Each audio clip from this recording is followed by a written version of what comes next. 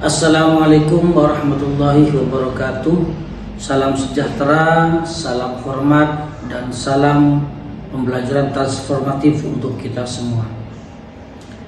Saya perkenalkan, nama saya Fathur Rahman, SEFM, dosen tetap pada Fakultas Ekonomi Universitas Madura, program studi akuntansi. Dalam rangka pelaksanaan sertifikasi dosen tahun 2025 dan sebagai bentuk komitmen saya dalam pengembangan proses pembelajaran transformatif, saya mempersembahkan video ini dengan tema manajemen pemasaran sebagai bagian dari strategi dan inovasi dalam menghadapi dinamika sosial. Saat ini, pemasaran digital melalui media sosial menjadi fokus utama di beberapa perusahaan untuk mengembangkan brand dan merek mereka serta menjangkau pasar global. Maka dari itu, pemahaman yang mendalam mengenai dinamika pasar, perilaku konsumen, serta strategi pemasaran berbasis data merupakan kunci utama dalam menentukan pasar global yang semakin kompetitif. Dalam video kali ini, saya akan membahas beberapa materi secara sistematis dan mendalam, meliputi yang pertama, konsep dasar manajemen pemasaran beserta evolusinya, segmentasi pasar, targeting dan positioning, perilaku konsumen dan cara menganalisanya sebagai bagian dari penentuan keputusan pemasaran, dan strategi pemasaran baik 4P maupun 7P. Selanjutnya, pemasaran digital dan tren baru, inovasi produk dan brand manajemen, serta yang terakhir, manajemen hubungan pelanggan dan pengalaman pelanggan. Setiap topik akan disertai dengan studi kasus dari perusahaan serta analisa data pemasaran, sehingga mahasiswa mampu menerapkan teori-teori tersebut dalam dinamika lapangan.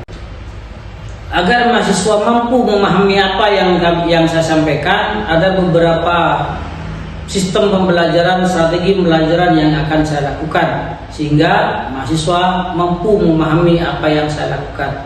Di antaranya, pertama, flat classroom dan micro learning.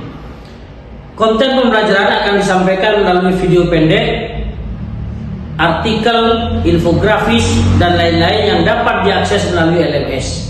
Mahasiswa akan kami minta untuk mempelajari materi terlebih dahulu, dan pada saat pertemuan tatap muka ini akan dibahas dan didiskusikan secara mendalam sehingga mahasiswa bisa memahami. Dan fokus utama kami adalah pada studi kasus. Yang kedua, kami menggunakan metode PBL, Problem Based Learning. Pada metode kali ini, mahasiswa akan kami ajak untuk melakukan studi kasus dengan metode merancang strategi pemasaran pada beberapa perusahaan. Dengan metode ini, kami harapkan mahasiswa mampu melakukan analisis dan membangun kreativitas serta dalam menerapkan ekonomi teori. Yang ketiga, kita akan menggunakan pendekatan pemasaran dengan sistem gamifikasi. Artinya, kita akan menggunakan platform seperti Kahoot, MyRobot, Jambot, dan lain-lain. Dan kita akan mengembangkan simulasi interaktif di mana mahasiswa akan kita minta untuk berperan sebagai manajer dan mengambil keputusan-keputusan yang dianggap perlu dalam bidang pemasaran serta melihat langsung impact atau hasil dampak yang ditimbulkan dari keputusan yang diambil oleh mahasiswa tersebut dalam penerapan teori situasi dunia nyata. Yang keempat, metode pendekatan yang kita lakukan adalah pembelajaran kolaboratif dan peer feedback melalui diskusi dan presentasi kelompok, sehingga mahasiswa akan memahami pentingnya komunikasi dalam teamwork. Mereka akan memberikan feedback atas berbasis rubrik, sehingga akan memperkaya pemahaman mahasiswa tentang pemasaran. Mahasiswa akan kita beri kesempatan menggunakan tool seperti Google Analytics, Power BI, dan tool pemasaran berbasis AI lainnya untuk mengolah data pasar, sehingga ini membantu mereka dalam membangun keterampilan dan menggunakan teknologi untuk membuat keputusan pemasaran yang lebih tepat. Berikutnya, kita akan menggunakan pendekatan AI dan alat analitik untuk manajemen pemasaran. Pemasaran adalah suatu elemen yang sangat penting dalam dunia bisnis modern. Seiring dengan perkembangan teknologi, preferensi konsumen yang berkembang, serta pemasaran global yang semakin berkembang pesat, membuat manajemen pemasaran semakin menantang. Namun begitu, tentu hal ini menciptakan peluang baru bagi para profesional di bidang ini. Melalui video ini, saya ingin menekankan bahwa dalam dunia pemasaran tidak ada yang tetap.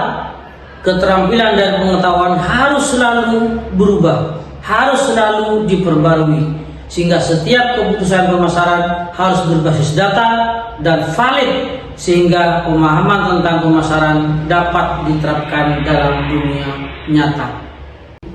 Tetapi juga merubah cara pandang mereka dan cara berpikir mereka dalam menghadapi tantangan dunia pemasaran yang terus berkembang. Saya berkomitmen untuk mendorong mahasiswa menjadi pemikir yang kritis, kreatif, serta adaptif dalam menghadapi perubahan pasar yang begitu pesat. Sebagai dosen, saya berkomitmen bahwa tujuan pendidikan bukan hanya sekedar mentransfer ilmu pengetahuan kepada mahasiswa atau transfer knowledge. Akhir kata, saya mengucapkan terima kasih atas perhatian dan partisipasi aktif Anda dalam mengikuti pembelajaran ini. Semoga materi yang disampaikan dapat memperkaya pemahaman Anda dalam membantu menghadapi tantangan dalam dunia pemasaran yang sangat dinamis ini. Demikian, kurang lebihnya mohon maaf. Wallahul muwaffiq ila aqwamit thoriq. Assalamualaikum warahmatullahi wabarakatuh. Salam pemasaran. Mari kita terus berinovasi untuk menciptakan peluang-peluang baru dalam dunia pemasaran yang berkelanjutan, sehingga konsumen merasa puas dengan apa yang kita sajikan terhadap mereka. Assalamualaikum warahmatullahi wabarakatuh. Waalaikumsalam warahmatullahi wabarakatuh. Baik, untuk pertemuan kali ini kita akan membahas tentang STP. Jadi mengidentifikasi segmentasi pasar dan memilih pasar. STP itu segmentasi, targeting, dan positioning. Filosofinya kan begini. Seorang marketer pemasar akan sukses apabila dia mampu menjual barang sesuai dengan kebutuhan. Dalam falsafah pemasaran kemarin ada berapa? Falsafah pemasaran ada pemasaran berwawasan, produk produksi, yang kedua berwawasan produk, yang ketiga berwawasan penjualan, yang keempat berwawasan pemasaran, dan yang terakhir berwawasan sosial. Nah, dalam konteks pemasaran, konteks falsafah berwawasan pemasaran maupun berwawasan sosial, stressing kita berada kepada kebutuhan konsumen. Kalau berwawasan penjualan, stressingnya adalah penjualan pada produk kan gitu. Kita fokus kepada yang pemasaran dan berwawasan sosial. Stressing kita kepada kebutuhan konsumen. Kenapa perlu dilakukan STP, segmenting, targeting, dan positioning?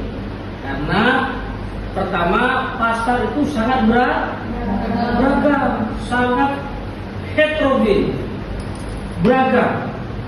Misalkan begini, kita masuk dalam, misalnya kita ingin berbisnis pakaian. Segmentasi baju mayat kan beda kan antara laki-laki dan perempuan kan? Ya. Jadi antara di situ saja. Nah, kalau kita mau melakukan semua segmen kita masukkan, kalau kita memiliki modal yang cukup, oke, fine-fine saja, ya kan? Tapi masalahnya tidak semua orang mampu, ya. Dan melayani pasar yang heterogen itu kompleksnya luar biasa. Maka dalam rangka mempersempit pasar tadi dari heterogen menjadi homogen, kita lakukan yang namanya segmentasi. Jadi latar belakang kenapa perlu segmentasi? Karena pasar itu sangat berat. Yang kedua, pasar sangat luas, mencakup wilayah di.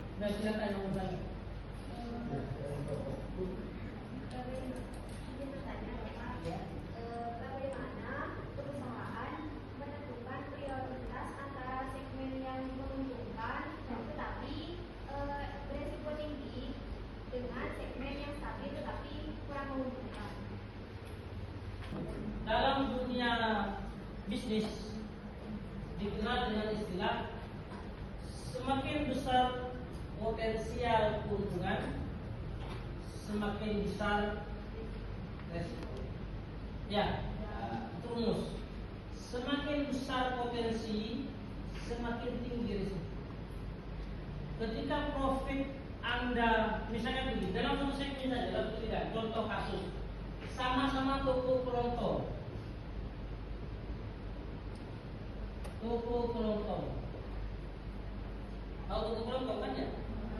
Toko kelontong itu kan ya toko kecil lah, rumahan.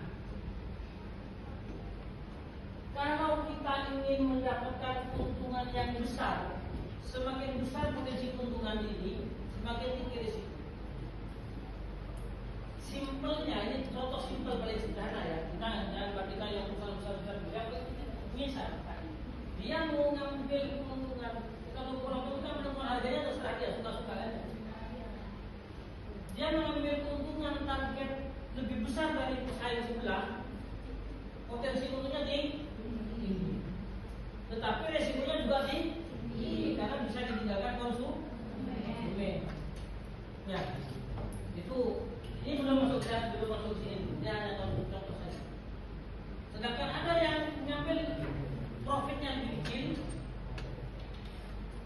keuntungannya lebih sedikit, tetapi penjualannya stabil. Ya, jadi kita nggak bisa menghindari bahwa potensi keuntungan semakin besar, itu risikonya juga semakin besar. Dihindari nggak mungkin, tetapi diminimalisir bisa. Ya, dengan cara apa? Dengan melakukan berbagai macam metode strategi penjualan. Misalkan dengan menggunakan metode subsidi silang. Ya, di sektor ini mungkin kita karena peminatnya banyak, kita pertinggikan untungnya ditinggikan saja dari satu segmen, di satu bidang, di satu produk. Tapi produk yang lain kita kasih keuntungan. Jadi potensi keuntungannya itu tinggi, tapi resikonya bisa kita meminimalisir ya, bukan menghilangkan. Ya, jadi kita mulai 1 atau 2 atau 3 sesuai dengan kemampuan kita.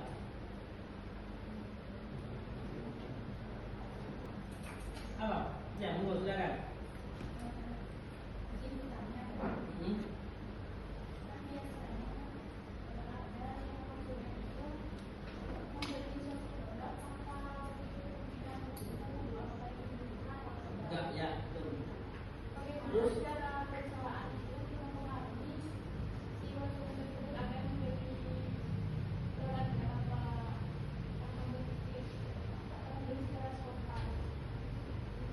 Jadi pembeliannya secara mendadak.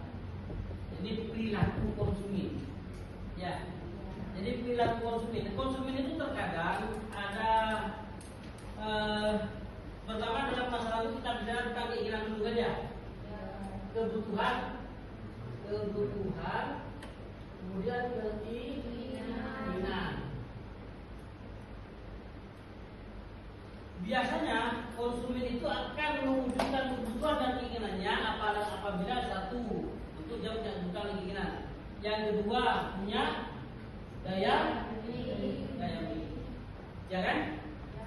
Tanpa daya beli tak mungkin mereka melakukan pemenuhan kebutuhan. Sudah bungkus itu. Nah, terkadang ada orang yang datang ke pasar untuk memenuhi kebutuhan. Sudah ditulis A, B, C, D. Nyampe di pasar kok tiba-tiba ada barang bagus, kan gitu. Ada barang bagus, menarik, dia beli di transport. Bagaimana cara kita agar bisa menarik? Ya, promosi kita memang di situ. Tugas kita sebagai marketer tidak dalam rangka menjaring siapa saja yang akan dapat pembelian secara spontan. Tugas kita adalah menyediakan kebutuhan konsumen dengan segmen yang sudah saya sebutkan tadi. Kita nggak tahu di pasar siapa saja yang butuh, kita kan nggak tahu. Betul kan? Kok ya, saya ini jual baju untuk anak-anak dan remaja. Saya nggak tahu satu persatu siapa yang butuh ini, tapi saya yakin bahwa orang butuh baju anak-anak dan remaja. Target saya mereka yang punya anak-anak, yang punya ibu yang punya anak dan punya anak kecil maupun remaja. Target saya. Di pasar kita nggak tahu siapa yang butuh beli kita. Cuma karena kita sudah punya segmen baju muslim tadi, baju muslimah untuk perempuan, maka setiap perempuan yang datang ke pasar misalkan, itu pasti disebut potensial bias, pembeli potensi, betul kan? Setiap ibu-ibu yang datang ke pasar itu dianggap sebagai potensial bias, pembeli potensi. Kenapa? Karena ibu-ibu lebih gampang berbelanja. Itu satu dulu, identikanya itu dulu. Yang kedua, setiap bapak-bapak yang datang ke pasar itu juga potensial bias, karena siapa tahu bapak-bapak punya istri, punya anak yang memang butuh barang. Yang ketiga, setiap remaja yang datang, perempuan yang datang ke pasar itu potensial bias. Ada tiga sudah. Yang keempat baru cowok. Siapa tahu ingin membelikan cewek itu. Siapa tahu membelikan gunaannya. Tapi semakin saya klasifikasi satu dua kali ini, yang di atas paling tinggi. Paham ya? Ketika sampai menerima, nah itu caranya tadi potensinya perlu dilihat. Nah, terkadang memang ada banyak orang yang datang ke tempat itu nggak ada yang membeli, cuma karena promosi kita mereka jadi tertarik. Makanya kalau ada datang ke pasar, orang itu udah kayak apa? Dia semua mau berkata, silakan mereka ada yang mau berkata, kan begitu. Padahal tanpa teriak pun kita udah tahu mereka jualan apa, betul kan? Ya. Tapi kenapa mereka teriak? Inilah cara mempengaruhi potensial bias. Oke? Jadi jangan lihat, marketer itu pemasar tuh nggak boleh malu. Semakin komunikasinya semakin gampang dalam menurut. Ada pertanyaan lagi?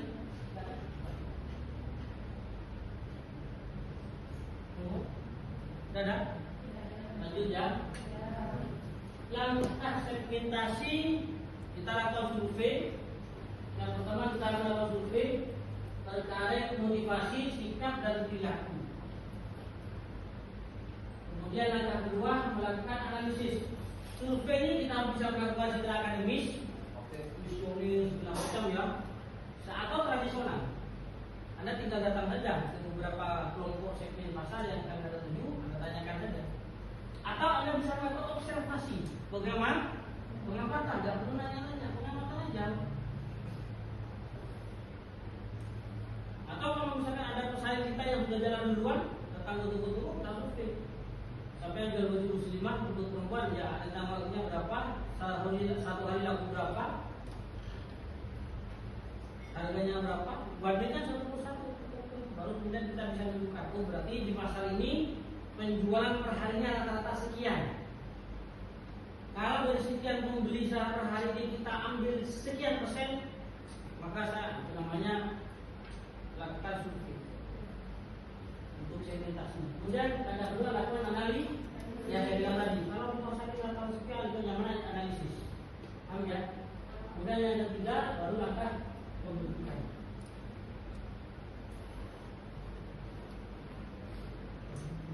Yang analisis statistik maupun analisis observasi. Kemudian yang terakhir pembentukan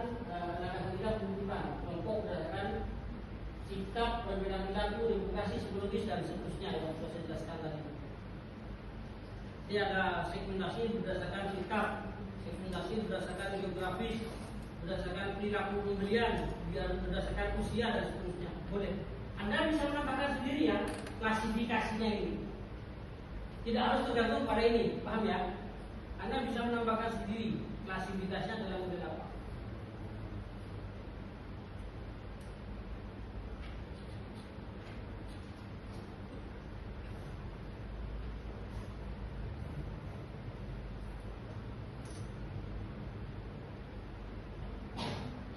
Nah, segmentasi yang efektif itu harus meliputi yang pertama dapat diukur yang sudah klasifikasinya tadi.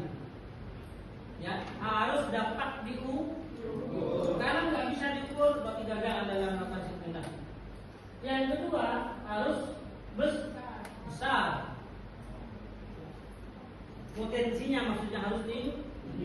Yang ketiga dapat diakses. Percuma kita lakukan segmentasi, tapi kita nggak mampu melayani, nggak mampu mengakses. Kita bisa itu, saya nggak mau barang-barang yang jelek-jelek, pak saya ingin jual barang yang branded. Segmentasi saya ibu bupati, ibu wakil bupati, ibu lurah, ibu camat, sosialita sudah ditarget semua. Tapi giliran kita udah tahu kebutuhan mereka, kita memilih nggak bisa, kenapa? Modalnya nggak ada. Nanti nggak bisa kan? Akses. Atau kita nggak punya channel ke sana, kita nggak masuk.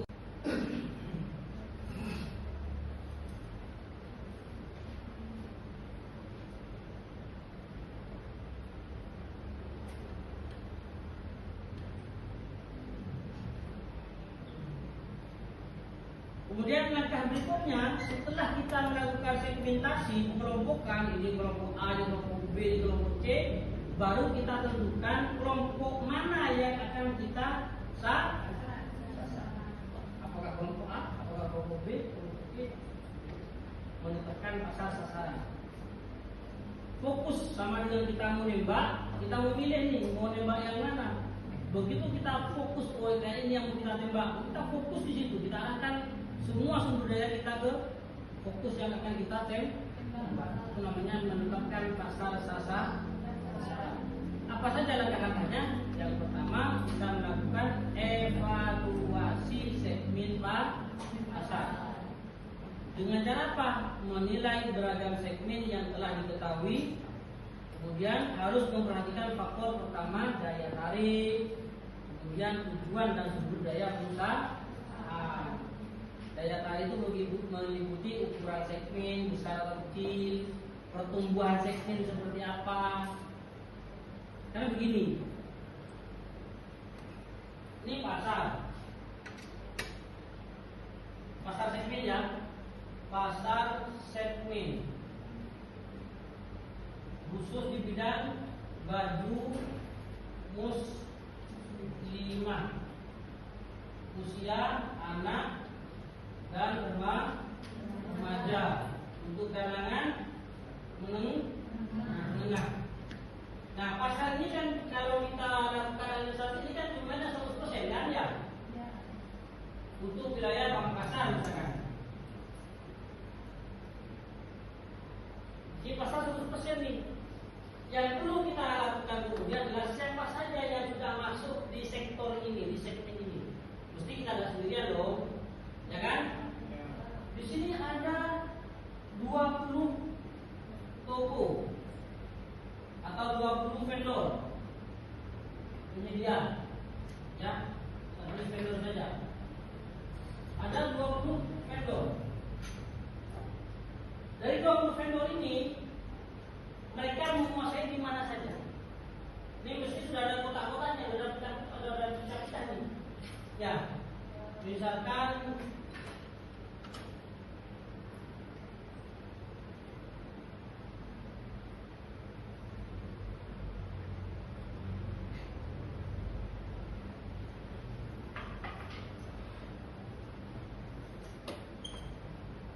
ini perusahaan A, vendor A, ini vendor B, ini vendor C, ini vendor B. Artinya ini vendor A, maksudnya vendor A ini menguasai sekian persen. Paham ya? vendor B menguasai lebih kecil, ini menguasai sekian persen lebih besar ini. Dari sini mana yang paling besar? Untuk yang lain yang paling besar. Ini namanya market leader atau pemimpin pasar. Market leader atau pemimpin pasar. Kita baru mau masuk. Ketika kita mau masuk, starting kita di mana?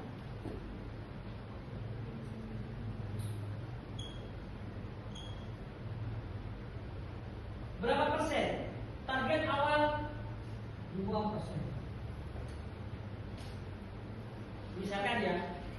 Nah, kira-kira kalau saya masuk ke pasar ini, pertumbuhan, potensi pertumbuhannya seperti apa? Mampu tidak kita bersaing dengan yang sudah ada? Maka kita lakukan analisis, namanya nanti benchmarking. Nanti ada strategi berikutnya, pengembangan pasar. Kita lakukan analisis benchmarking. Kita mampu nggak bersaing dengan mereka? 80%. Maka orang pembeli-pembeli di sini ada beli ini. Wah, ini kayaknya baru nih. Ini bukan sini ya. Itu namanya sudah membeli pasar. Yang ini tinggal baca ya.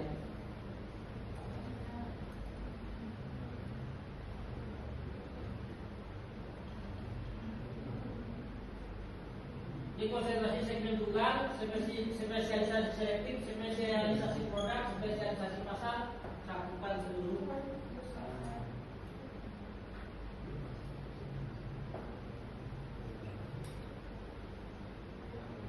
Dalam pengertian pasar sasaran, misalkan kita menggunakan konsentrasi segmen tunggal, ini contoh ya. Perusahaan memilih sebuah segmen tunggal, contoh Volkswagen konsentrasi pada pasar mobil kecil dan Porsche pada pasar mobil sport. Itu namanya segmen tunggal. Ini contoh ya. Kemudian selektif, contohnya penyiar radio yang ingin menarik pendengar muda dan tua. Ini namanya selektif. Yang 9 tadi, usia sekian sampai sekian, selektif. Atau fokus pada daya beli menengah dan menengah ke bawah, itu selektif namanya. Produk perusahaan Microsoft yang menjual Microsoft ke lab, kantor pemerintah dan universitas. Jadi ada produk tertentu yang memang fokus pada pasar tertentu. Itu namanya spesialisasi produk. Kemudian ada spesialisasi pasar. Misalkan perusahaan menjual bermacam-macam produk ke lab universitas seperti dari mikroskop, osiloskop, pembakar mulut dan lain-lain. Jadi ada satu perusahaan yang melayani satu pasar, tetapi produknya macam-macam. Itu namanya spesialisasi pasar. Pokoknya semua alat pendidikan saya jual. Paham ya? Itu namanya spesialisasi pasar. Pasar pendidikan, fokus alat-alat apa? Alat-alat pendidikan. Mulai dari lab, pemrograman, hardware, software, semua kita. Itu namanya spesialisasi pasar. Tinggal kita milih yang sudah disebutkan. Cakupan seluruh pasar juga global. Jadi kalau perusahaan kita mampu, kita sedikit besar, mampu. Sampai sini ada pertanyaan dulu. Jadi setelah segmentasi, yang kedua adalah penetapan pasar sasaran atau targeting. Segmentasi sudah, targeting sudah. Ada pertanyaan? Di sini? Tidak. Baik, demikian materi untuk pagi ini. Kita ketemu minggu depan, kemudian tugas tadi kita setorkan minggu depan. Kalau ada hal yang kurang berkenan, saya mohon maaf. Terima kasih. Assalamualaikum warahmatullahi wabarakatuh. Waalaikumsalam.